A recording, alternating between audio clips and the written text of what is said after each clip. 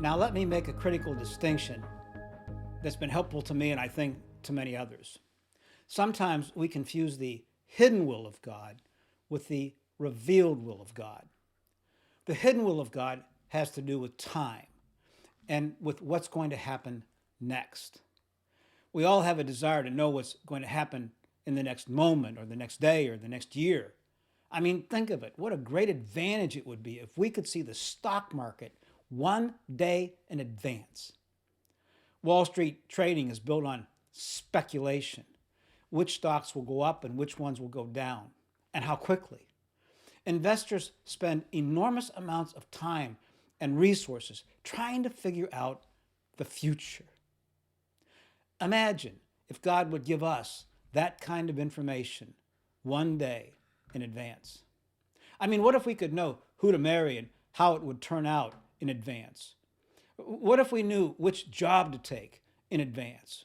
Or what house to buy that would turn a nice profit in advance? We bet on sporting events, speculate in real estate, and take chances on business ventures, all hoping to predict what might happen in the future. Tens of billions of dollars are waged on the Super Bowl.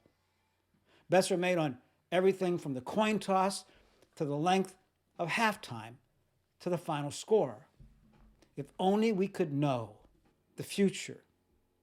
What an advantage if God would allow us to know the future one day in advance. But He doesn't. The future is hidden from us. God has drawn a veil between us and the future. The future, the next moment, is hidden. It's unknown. In the Old Testament, there were a group of people called the false prophets or seers. The seers would tell people what they wanted to hear. They would predict the future for them. They were the palm readers or psychics of the day.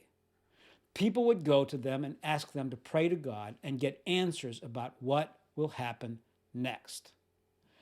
God's true prophets condemned these people. They knew that God would seldom reveal His specific hidden will in our lives. When God created the world, He drew a curtain across the future. No one can know what will happen next. But He did leave us with something far more powerful and a lot less dangerous. He gave us His revealed will. His revealed will gives us principles for daily living. It tells us how we should live rather than what is going to happen next.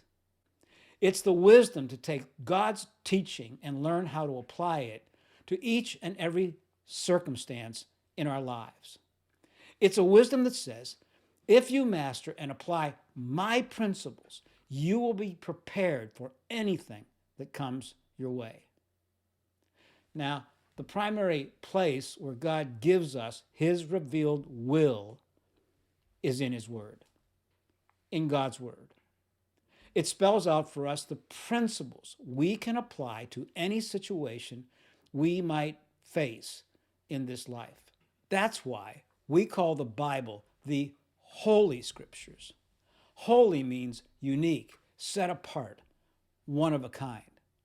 The word Bible comes from the Latin biblia, which means a library. The Bible, God's Word, is a library of unique, special, set apart, one of a kind truths and words from God. There's no other book in the world filled with the knowledge and wisdom of the Bible. It's where we hear from God about the meaning and purpose of life. It's God's instruction manual to teach us everything we need to know to be able to successfully navigate our journey through this life. I have mountains of regret when I followed my own way. I don't have one moment of regret when I followed God's way through His Word. It's truth that works for me. I think of God's Word as God's personal letter to me. I like to think of it as a personal letter written for me and to me. It is unique, it's special. It is what inspires me as I breathe in God's word in my inner core, in my heart, and my mind. So, the first essential in connecting with God is God's letter to me, God's word, where I find inspiration from God.